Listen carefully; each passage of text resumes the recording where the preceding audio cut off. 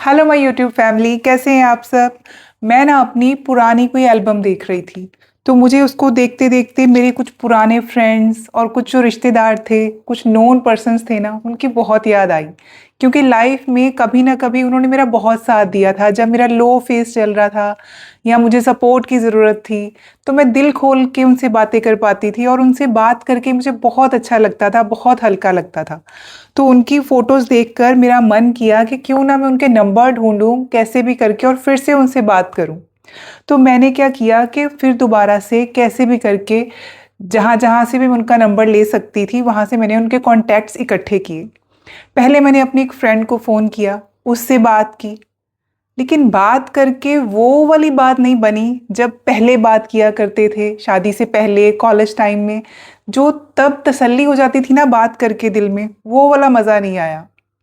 तो मुझे लगा कि शायद कोई बात नहीं, वो अपनी लाइफ में बिजी हो गई होगी या मेरा मूड थोड़ा अजीब सा था और उसे क्या पता मेरी लाइफ में क्या चल रहा है और मुझे भी नहीं पता उसकी क्या स्ट्रगल है, तो हो सकता है वैसे ही मुझे फील हुआ हो।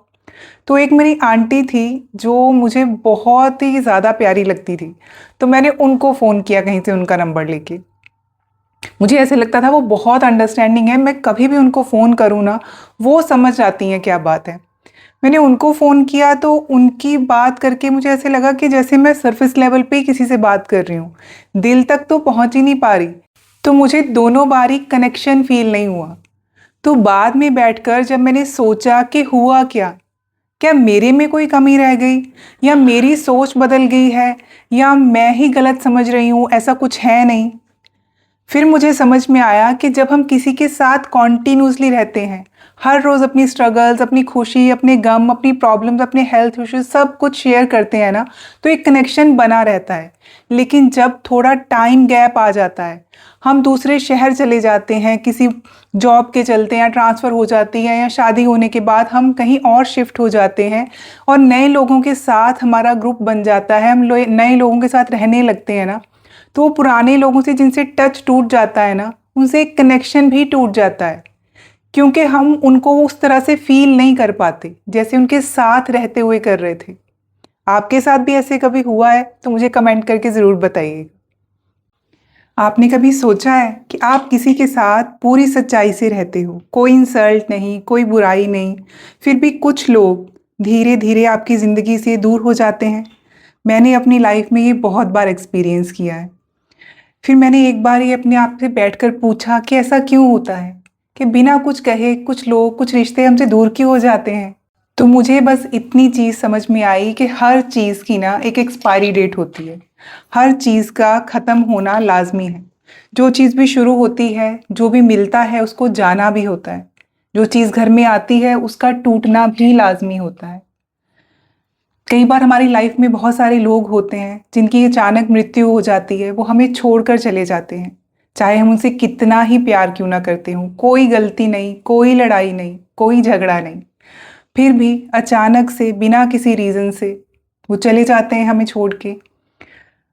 और इस सब कुछ होने के लिए कोई वजह ज़रूरी नहीं होती, एक वक्त आता है और वो हो जाता है। और पता है, इस एक बात ने मेरे अंदर से बहुत कुछ हील कर दिया। वो लोग जो मेरी लाइफ से चले गए वो मेरी गलती नहीं थी, ये होना था और हो गया। इसके साथ मन में एक और सवाल भी आया कि अगर हर चीज़ की एक एक्सपायरी डेट ही है, हर रिश्ते ने कभी ना कभी ख़त्म होना ही है, तो उसमें इतना एफर्ट भी क्यों लगाना, इतनी मेहनत करना, इतना प्यार देना, इतना एफर्ट फिर क्यों करना अगर हर चीज़ की एक्सपायरी डेट है, हर चीज़ की, हर रिश्ते की। पता है क्या, जब भी मेरे मन में ऐसे सवाल आते हैं ना, तो भगवान अलग अलग तरीकों से मुझे हिंट दे देते हैं या मेरे पास कुछ ऐसा भेज देते हैं या मुझे कुछ ऐसा दिखा देते हैं कि मुझे मेरे सवाल का जवाब मिल जाता है। अभी मैं इस चीज़ का आंसर ढूंढ ही रही थी कि एफर्ट क्यों डालना उस चीज़ के लिए जिसकी एक्सपायरी डेट है, जो छोड़ के जाने ही वाली है। तो उस दिन मेरे माइंड में ये क्वेश्चन चल ही रहा था, तो मैं एक बुक पढ़ रही थी, उसके अंदर मुझे इसका जवाब मिला। उसमें लिखा था कि जो भी रिश्ता ख़त्म हो जाता है ना, जो भी संबंध हमारा ख़त्म हो जाता है, वो कभी भी खाली हाथ नहीं छोड़ के जाता हमें। कोई तुम्हें पेशेंस सिखा के जाता है, कोई बाउंड्री सिखा के जाता है और कोई सिखा के जाता है कि अपनी वैल्यू खुद पहचानो। कोई सिखा के जाते हैं प्यार करना, पॉजिटिव रहना। वो जो चले जाते हैं ना, वो तो चले जाते हैं, लेकिन जो वो तुम्हें सिखा के जाते हैं वो हमेशा तुम्हारे पास रहेगा। और क्योंकि वो सारे लेसन्स हमारे पास रहने वाले हैं, इसलिए उन रिश्तों का भी हमारी लाइफ में आना ज़रूरी है, क्योंकि हमारे लिए वो लेसन सीखना ज़रूरी था। इसीलिए भगवान ने उन लोगों को, उन रिश्तों को, उन दोस्तों को हमारी लाइफ में भेजा। और जो लेसन हमने उनसे सीखना था, वो जब सीख लिया, चाहे वो बाउंड्री बनाना था, प्यार करना था, पॉजिटिव रहना था, या जो भी था, अपना लेसन सिखाकर अपना पार्ट पूरा करके वो चले जाते हैं। फिर वो हम पे है कि हम उसमें से क्या लेते हैं और क्या छोड़ते हैं। अब मान लीजिए कि मैं आपको कहूँ कि ये मेरे पास 3 नोट हैं, एक 500 का है, एक 200 का है और एक 50 रुपीज़ का है। आप कोई सा भी इनमें से चूज़ कर लीजिए, जो आप मांगेंगे मैं आपको दे दूंगी। तो आप कौन सा चूज़ करेंगे? कोई भी समझदार इंसान होगा तो कहेगा 500 का चाहिए, क्योंकि इसकी वैल्यू ज़्यादा है। हमें अगर इन नोट्स की वैल्यू पता है तो बातों की और इंसानों की वैल्यू क्यों नहीं समझते हम? जब हमें पता है कि जब हम नेगेटिव सोचेंगे तो वो हमें नीचे लेके जाएगा, और जब हम पॉजिटिव सोचेंगे, अच्छा सोचेंगे, तो वो हमें ऊपर लेके आएगा। जब हमें पैसों में से चुनना आता है कि किसकी वैल्यू ज़्यादा है, तो हमें रिश्तों में भी तो चुनना आना चाहिए ना कि किसकी वैल्यू ज़्यादा है। वहाँ पे हम मार खा जाते हैं, वहाँ पे हम चुन ही नहीं पाते, हम समझ नहीं पाते कि क्या चुनना है और क्या नहीं। वहाँ पे कई बार हम कम वैल्यू वाला नोट सेलेक्ट कर लेते हैं। कई बार हम अपने माइंड में भी तो वही चीज़ें जानी चाहिए ना जिसकी वैल्यू ज़्यादा है, जो माइंड को शांत रखे। लेकिन हम कई बार अपने माइंड में कम वैल्यू वाली चीज़ें जाने देते हैं, नेगेटिव थिंकिंग जाने देते हैं। हमें हर चीज़ के लिए 2 तरह के थॉट आते हैं, या नेगेटिव या पॉजिटिव, बीच का तो कुछ होता ही नहीं है। ये हम पे डिपेंड करता है कि हम किसी भी चीज़ को किस तरह से लेते हैं। पता है, जिंदगी में शांति तब नहीं आती जब सब कुछ ठीक हो जाता है। जिंदगी में शांति तब आती है जब हम ये मान लेते हैं कि कुछ चीज़ें कभी ठीक नहीं होंगी, कुछ लोग कभी नहीं बदलेंगे, और कुछ जवाब कभी नहीं मिलेंगे, और कुछ रिश्ते हमेशा अधूरे ही रहेंगे। जब हम ये चीज़ें मान लेते हैं ना, तब हमारी ज़िंदगी में शांति आ जाती है।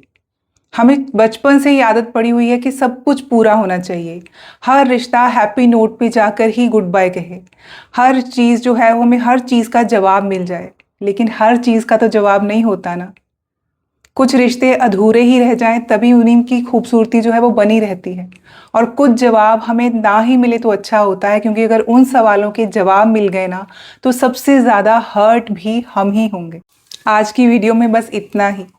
आई होप ये वीडियो आपको पसंद आई होगी। अपना बहुत ध्यान रखिए, बहुत खुश रहिए। मिलती हूँ आपको एक नए वीडियो में। Till then take care.